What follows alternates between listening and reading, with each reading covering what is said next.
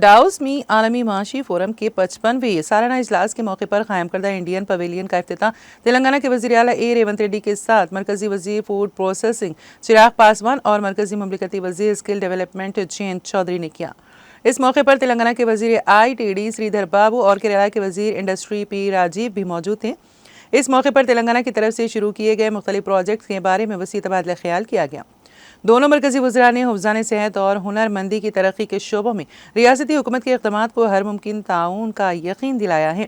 در اثنا وزیر اعلیٰ کی قیادت میں ریاستی حکومت کا وفد ورلڈ اکنامک فورم کے سالانہ اجلاسوں کے دوسرے دن کئی کانفرنسوں اور میٹنگوں میں حصہ لے رہا ہے۔